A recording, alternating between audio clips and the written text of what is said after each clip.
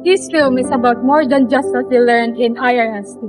It is about how this lesson changed the way we think, decide, and live our lives. We learned that we are created in God's image, that our choices matter, and that doing what is right is not always easy, but always worth it.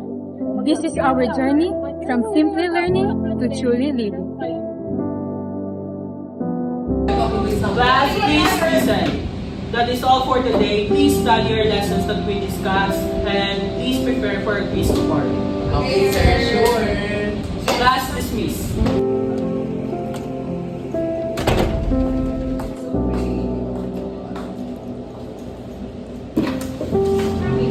For me na lang din nakapoy. Like, katamaran na siya mga type of student.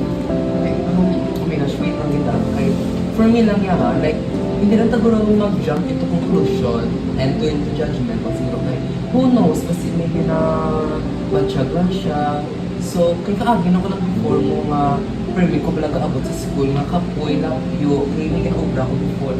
So, for me, like, let's not judge kaya mas hindi ginaagyan sa subo. Hi! Are you okay? Do you need help? If you need help para sa quiz, ayun ako din. You can talk to me. You can ask me anything. Okay, nabalik na lang din ganyan. Okay. Class, quiet. I will give you 10 minutes to study. Please prepare for a quiz. Ano ni man? Hindi ko gets. Sino pa kayo? Ay, kumulit man.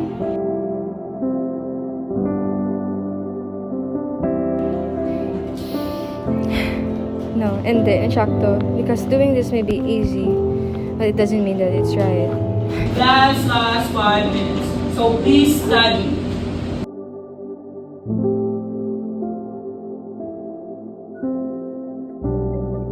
Caitlin, can I talk to you? I just want to apologize for my behavior and attitude towards you yesterday. I didn't get to understand your situation that you're going through something, and I'm really sorry for my behavior. Sige that's not that. Basta next time, before you judge, try to understand others first kasi what ako kasi nakatin. Yeah, sure. But anyway, sumunod lang. Hindi ka niyo. Kasi kasi, hindi siya tickets. Oh, yeah.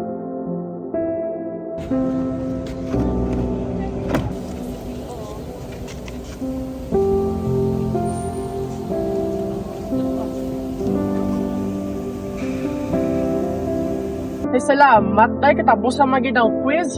Paway na manggid ta. Gani, no? Pero nung answer mo sa number 5, hindi ko sure sa nga kunti. Ang buti ayaw, ang importante. Tapos saya.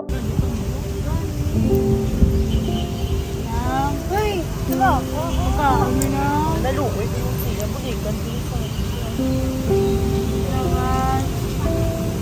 Patala ka man to man. Uy, dahil na nag-amuka to. Tingagin gaan mo to sa kabalo ka nagigya basi. Balay, gasto ito sa kundiin, balahaw. Uy, pero as God commanded, we should love others as He had loved us. Kabalo ka, gipadamo yung isda kagang tinapay para mag-feed ng thousands without expecting anything in return. Dapat amumanta na. Ay, sorry kay amo tong nare-react ko. Pero sige, may point ka. Excuse me, sorry kagina ha. Pero ari ha, para sa pagkaon mo. Salamat na. IRS didn't teach us lessons, but it taught us how to live life. It's not only about just making the choices, but actually making the right ones. And that's how we should live our life. We learn to think before judging, to listen to our conscience, and to choose good over what is easy. This made me realize we don't always know what others are going through. Everyone carries a different struggle. True happiness is not about money, popularity, and success, but about living with purpose, love, and goodness. Our action reflects who we truly are. Our sins separate us from God and others, but choosing virtue brings us closer to our humanity. We are created in God's image, God's likeness. Because of Him, we have dignity, purpose, and ability to love. And if I'm created this way, then every person deserves to be seen, understood, and loved.